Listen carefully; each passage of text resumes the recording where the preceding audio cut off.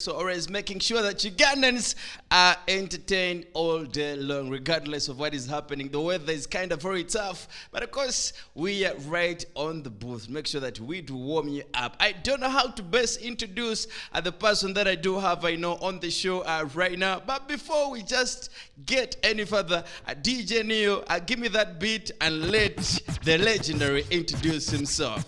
Respect. Okay. Look.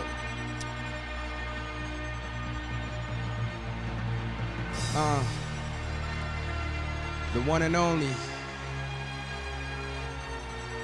First and last of my kind.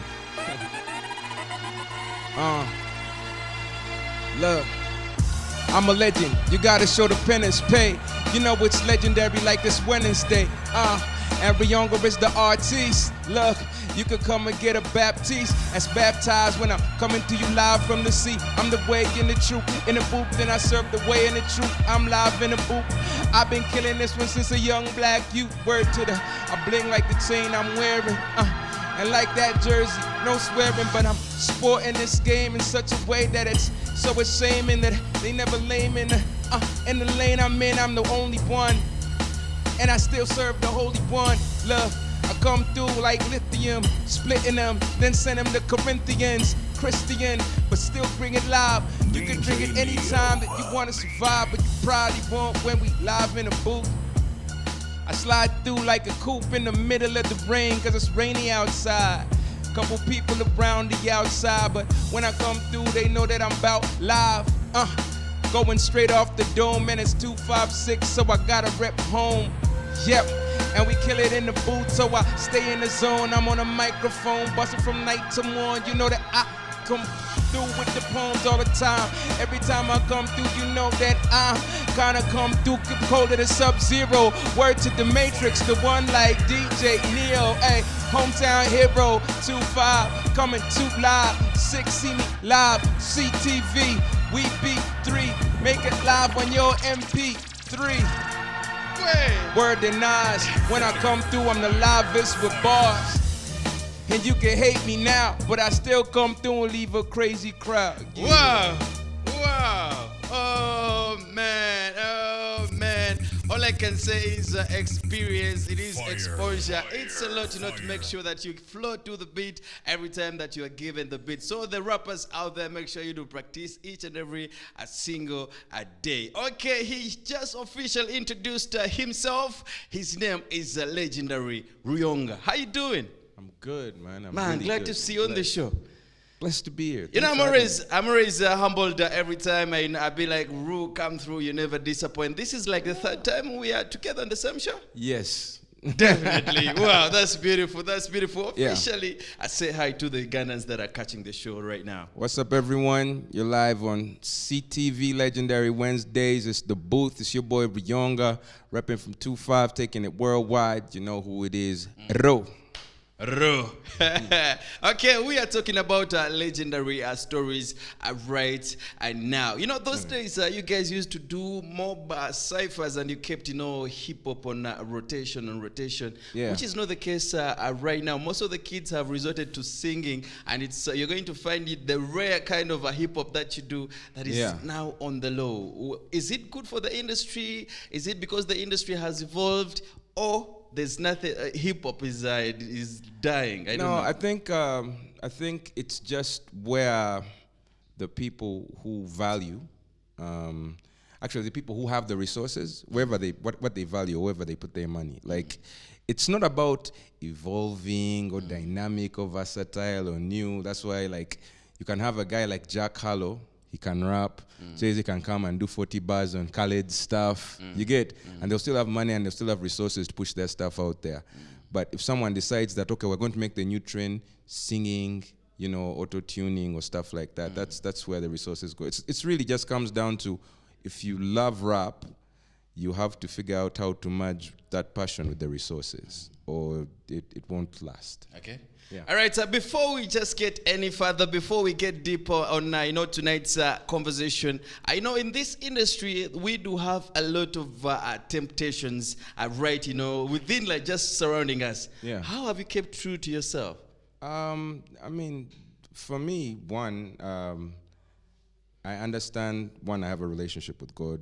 Two, I use that relationship to prioritize what matters to me, because when you walk through life, you're going to have ups and downs. Sure. And like, in terms of like, what happens is, do you get up and keep going, and what path do you take? So for me, it's just, people will cut you, judge you, kill you.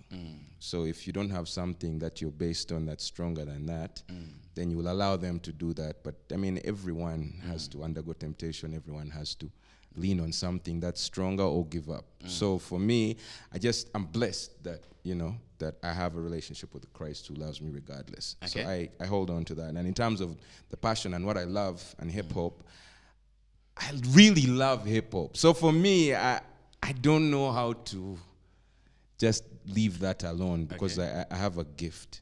I get So you. yeah. And you value the gift more. I value that gift, man. I value the ability to be able to freestyle for hours. I value the ability to be able to come up with stories, impact people, share my truth, share other people's truth. So I'm not ready to give that up just because some people say one style is popular and another is not. Okay. You know, you flowing to the beat like for like 10 minutes all through. Yeah. Is it too much practice? How is it like? It went past practice. Now it's just you do. Because if practice is like you're trying to memorize something, right?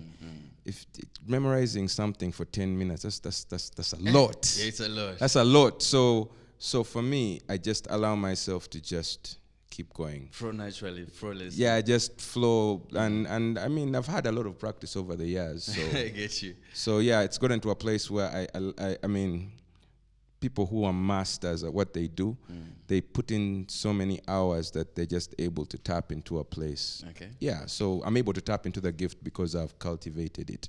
I get you. That's how I do that. I get you. You know, you talked about Christ. Then I've just remembered. You know, I always listen to you. I voice some of the remnant ads. Yeah. I'm like, how is it going down at Zoe? It's great. It's fantastic. You know, I mean, it makes serving God fun. Okay. You know, there's a lot of good energy there. People are really passionate about, you know, God and the man of God. So like, I understand. You know, I mean, it's kind of fun. The controversy always makes things fun. It's not what is intentional.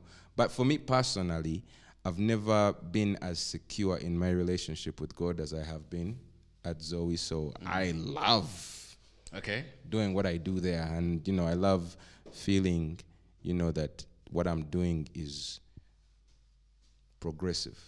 Yeah. Okay.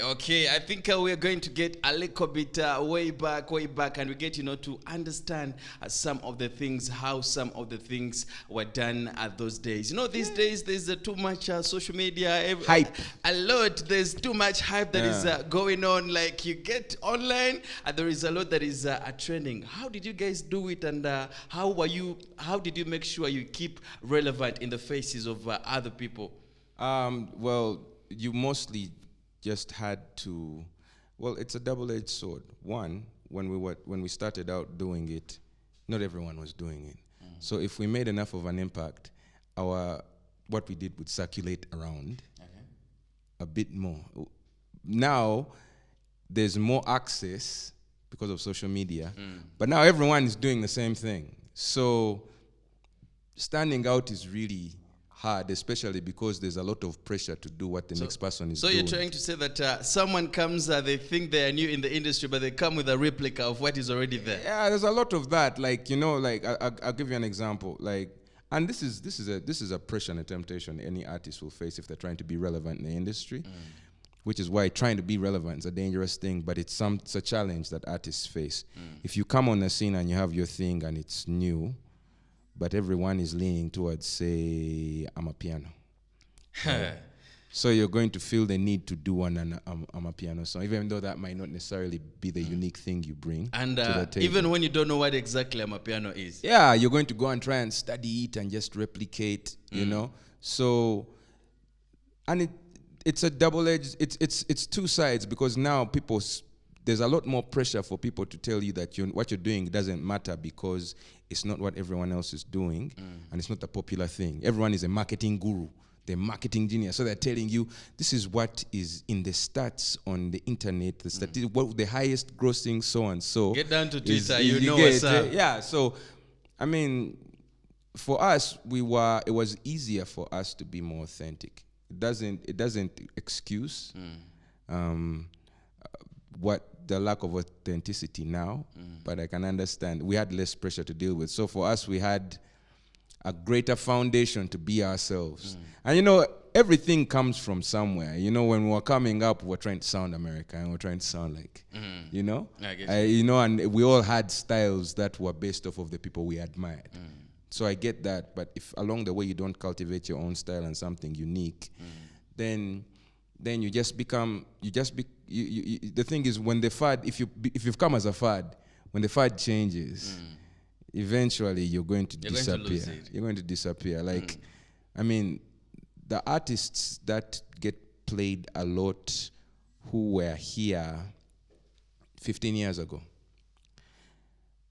their songs seem to be more memorable than the artists who came out 3-4 years ago and they made a huge buzz and then they disappeared. You know, when you listen to some GNL, some clear-cut music those days, it really hits different. It does, like, because I mean, it wasn't about the hype. You really had to be talented at what you did, and you really had to like really be good at your skill musically. And music, it's an energy, right?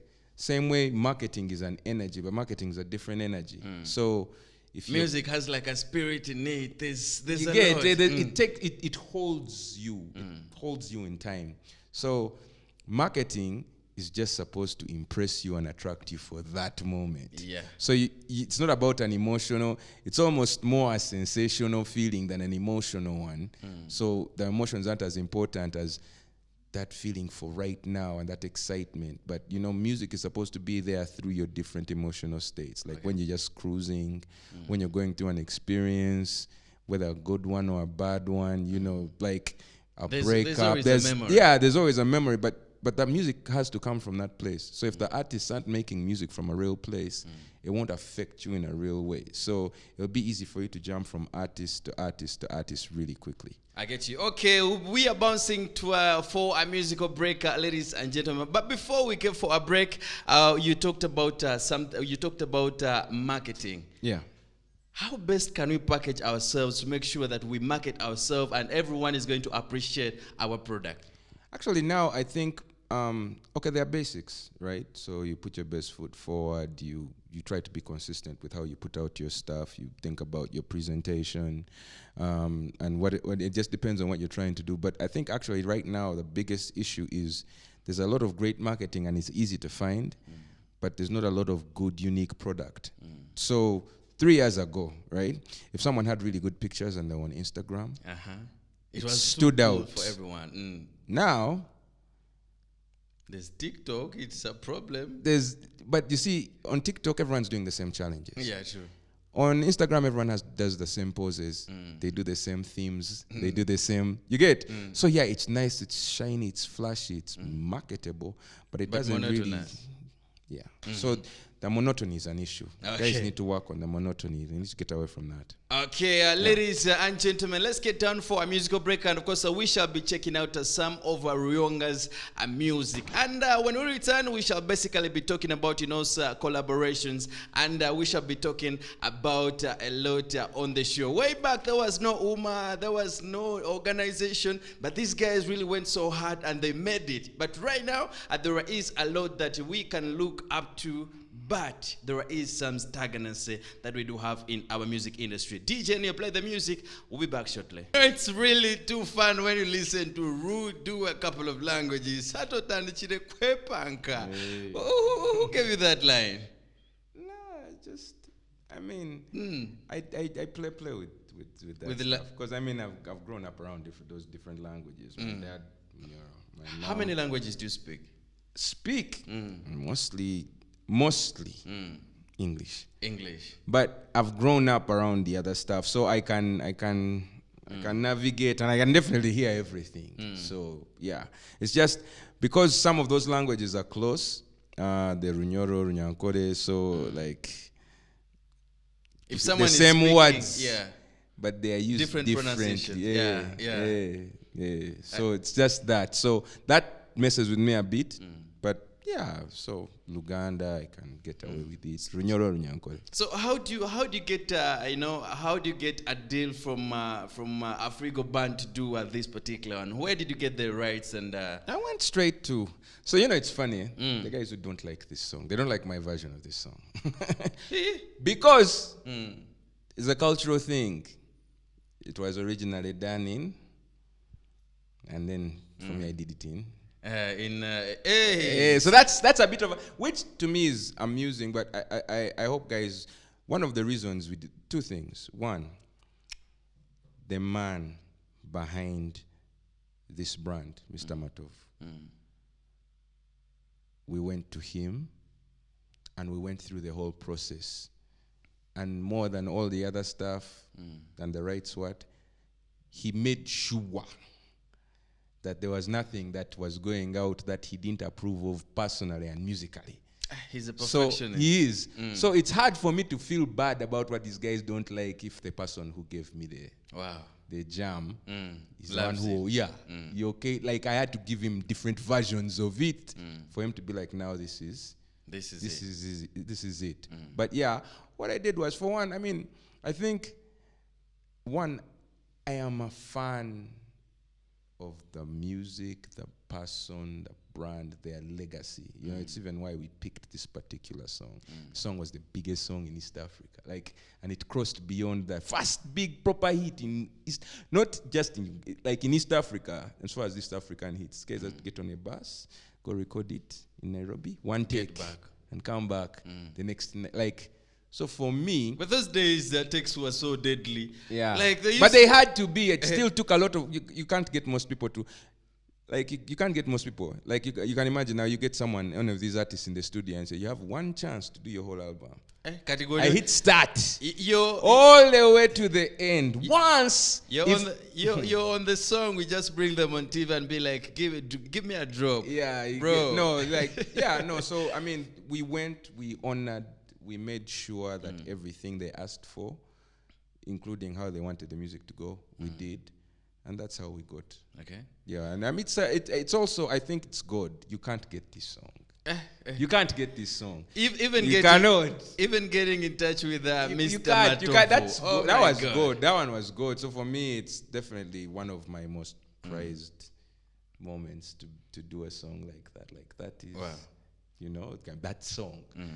So I just gave it my all. I gave it my whole heart, and I think it was a cool thing to do it in Unyankole because this song is bigger than lines. It's a bigger song than that. It's a universal song actually. So for me to just try and give it a modern touch that was, validated by the legend himself. That's all I could ask for. Okay. Yeah. That's beautiful. That's beautiful. So let's talk about your journey, from the States to Uganda. First of all, how did you get to the States? We won't get into that, but I got there. I made my way there. That's all we can really say about that. I made my way there. I was studying graphic design, but I'm a music guy, so that really took up a lot of that. So I got there by plane. The place was cold because I was in the Midwest. There's levels of cold people will never understand. Never. It will change your life. When we see them in these big coats, you big think boots. it's stylish. It's stylish and it looks cool. If they take off one layer, you're gone. Yeah, man. There are days where you will freeze to death. Things people can't understand unless you go there. Getting there was that, then just pursuing the journey and finding out. Because for me, a big thing was when I started rapping, I stayed here. The accent, I started here. But I had you had to throw in there. So when I got there and the guys in that place, also were like, you're bad. It was very very different feeling. Like tonight, okay, I'm not just Ruyonga. I'm not just, yeah. I'm a bad guy I'm now. a bad guy. It's not just him, but because I'm home, you know, it's things of, yeah, you know, you're a good basketball player, but if I took you to NBA, you'd be finished. You get. So but when you get there, the guys are like, the guys are like, yeah. So now for me, like, I mean, if I tell you some of the people that I've met and had those discussions with, I mean, and I don't really talk about that stuff, but I was honored to do a lot of stuff with a lot of the different people who many people, you know, admire, you know, and so gave me gas to continue, because I felt like, you know, I want to continue to take that message to the world, like even a place like Uganda, because I feel like I've grown up around a lot of people being like settling for being less than, because we are small Uganda in this Africa that is not as advanced as a whatever, and you know. And it becomes really smaller for you when you have that hit song and everyone is, you know, like, yo, what's up? It is you, Ruyonga, it is you. That was a different experience. I mean, and most of the stuff that happened to me in the States, that was different, because that setup was different. That's a big place. So we had to go touring different states and what. Now coming UG, it's, you know, everyone is, you know each other. If you hit here, you hit around. So it was a different experience here, because, yeah, no, man, it was crazy. It was crazy. It was crazy, yeah. So you know, let's talk about you, Ruyonga, coming back with this accent, and everyone is like, yo, Ru is back, man. Yeah. How is it? Like, did people really, you know, take you in, or you first struggled to make it through? Well, for me, the thing was, the guys I started with. First name some of those guys. I mean, Myth, Navio, you know, the guys I started with, those are my brothers, especially in the industry. I guess, yeah. So for them, they knew that the same way I knew they do their thing, they knew I do my thing. So also, like, in hip hop, I've just been blessed to, like, for one, like, I've been hungry for a long time in terms of, like, trying to be the best. So I've always tried to maintain that. So coming back, it was actually one of the guys I used to rap with who gave me the Tutuse beat. He went from rapping to producing. And I really can't explain how that situation. It was an experience. So yeah, no, I've been blessed. Okay. Yeah. All right, ladies. I think Neo, you're going to help us. You know, check out some at least Tutuse. I've not listened to Tutuse ever since, you know, he's been right here on the show. But as we bounce to Tutuse, those days, you guys weren't like you never had that organizing body to unite you all, like all the musicians, just like, you know, artists are trying to create one in the industry. Yeah. But you made your mark. Which is different right now. Right now we are just fighting. We are just in wrangles, you know, trying to make the mark. How was it for you? I mean, I think because we were less. I mean, some of us were here before there was a Kamili, a Bobby, a Baby, or when they were starting out. We were all going to the same open mics. The industry, as you know, was not there. Guys were still very much, it was Kadongo Kamu, it was, you get, and guys imitating stuff. Or it was just IJ. This was before Blue 3, Steve Jean. Like, it was a very young, so there weren't enough people who had time to start. The game now has so many people that there's a lot of back and forth. There's egos, many big egos. But I mean, so it was naturally going to come to a place where someone needed to figure out how to organize. But even that, it's still being worked on. But to be very honest, right in the industry, there is, I've been saying this over and over again, that I feel right here in Uganda, there is a vacuum that we have right now. And some Ugandans are too hungry. That's why they consume most of the Nigerian music that comes right here. How true is that? We need to invest in our culture. Modern and before, like musically. If we don't, we will continue to be looking outside for things that we are just as good at, if not better. You know, Nigerians used to look up to us. That's all I'm going to say about that. They used to look up to us musically. Like, all of them. But let's give you an example of the fact that guys just said this recently. Diamond, biggest hero is Kamili. guys looked up to. Like, we have a powerful thing here, you know. Let it be even Ali Kiba. What? Yeah, they all know. They all know. But I mean, now that they have the resources, some of the people they call their heroes can't get in contact with them. You know. Is it because we stayed comfortable and we never elevated ourselves, or we never had enough knowledge the comfort, to get ourselves not there? the knowledge, the comfort. We don't fight for our stuff. We don't. Those guys, they live and die by their stuff. They have a sense They're like of soldiers. pride in what they do. They put everything behind. You know, you can't. You know, if you show me someone who says they love something, I'll show you what they spend money on. It's that simple. It's like they go together. Yeah. So an artist tells you that they love music, but the video they have is cheaper than the car they drive. Yeah, it's even a problem in the church. Like, it's hard to see how the church is ever going to go anywhere unless they continue, because there's a crop now that does it, to invest. Church, like gospel, as long as they continue to invest, it will go higher and higher. But if every video you see looks like they just were in the middle of service and they pulled out the camera and started shooting, it's not going to go. You're not going to compete with a guy who finds 100 people, 6 different sets, different coloring, lighting, then pays for the marketing promotion. And Ugandans need to learn how to do that. Okay. Yeah.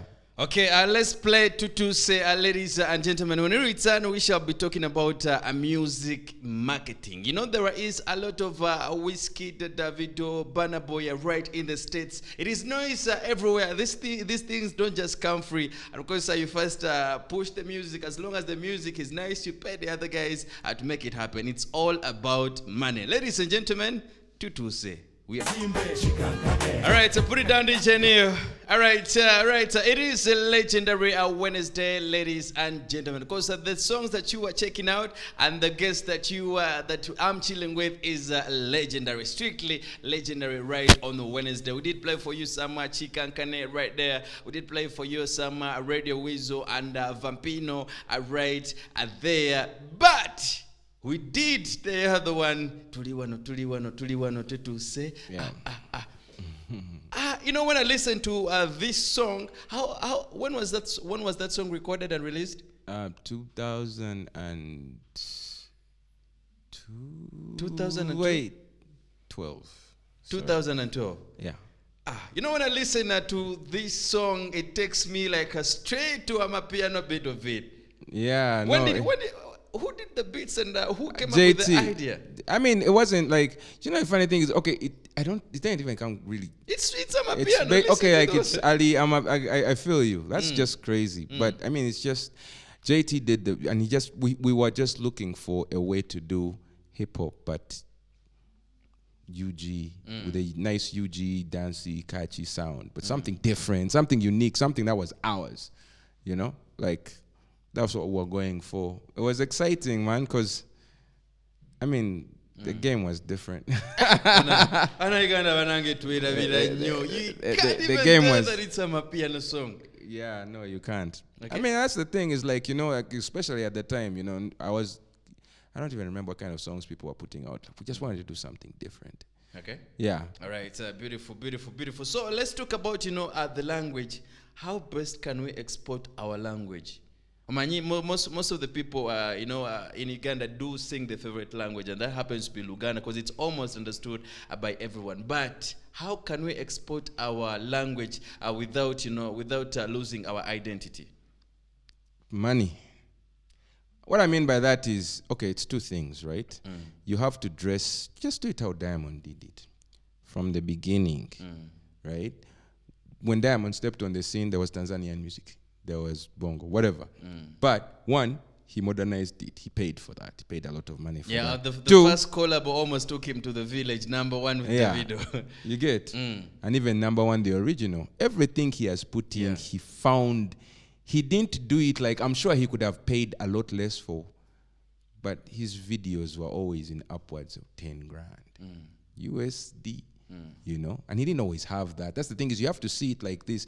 If you want something, you have to treat it at the level you want it to be. But Ru, we've had people that have done videos in South Africa, that have shot videos in Nigeria, right here in Uganda. They've come back, they've bragged about those videos, but there's nothing that has happened to their music career. Yeah, but I mean, Diamond did all his before he went to SA and did the stuff he did in SA. Even when he did that, he had a long-term plan. It's not enough to just. He had a long time. He so was, kati chogezako gamba nti fe tulinga ba mere ya lero, we only plan on the music video, but you don't know if we had a what long-term plan, people would see it. You know, it's the thing about a plan and your belief in a plan. Eventually, it will show that you planned. It's that simple. Like, I mean, because you see, the Nigerian industry had always planned to have international recognition. That was the plan. So even when they were, and you see, that's why you have to look at it like, you have to wonder why Nigerian music has always looked, for like 10 years plus, has looked international when it was continental. It always looked like it was going there. You see, like, that's the thing, is like, you have to look like you are big enough. So you, by the look of things, where is our direction? I mean, I'm one of those people who wants to see this culture exported outside. Sure. I just know that it's going to take that. It's going to take investing in, and the money is there. We pay for all these people to come. You get, it's not like we take bank loans from different countries to bring these. They all come. They all come. So if we wanted to export our culture, we'd pay. It's because it's not that the money is not there. So it just comes down to, but we'd pay, and then we'd be intentional about taking it to the end of the. I've seen, because the thing is, whether there was a Wizkid or not, you are going to find Nigerian music in the international space. Why? Because there were Nigerians who were like, our stuff is this good. Okay. It's worldwide good. Let me tell you, if you take the biggest artist in the world and you compare them with the biggest Ugandan artist and you put it online, every Ugandan will abuse you and the artist you've mentioned. That how can you think they can be on the same level with that artist? Nigerians, they will tell you their artists are better than everybody. But who created that culture? Because right here in Uganda, buli omwaza la bamuno kuyitawo osegera buli omwaza la bamunne, the other one is not nice. That's Uganda. That's in Uganda. That's in Uganda. So that's the thing. So you don't think outside Uganda. Like, you don't think outside. You're very comfortable to be here. Yeah. Okay, ladies and gentlemen, we are about to wind down our tonight's conversation. It's been so musical. So let's leave the music industry, and let's now talk about you as we wind up tonight's conversation. What's up with you? What is it that is cooking? Next week I drop a song with Zex. What? What? I drop a song with Zex and Wanda JR. The video and the song drops next week. We wanted to let Nyege pass.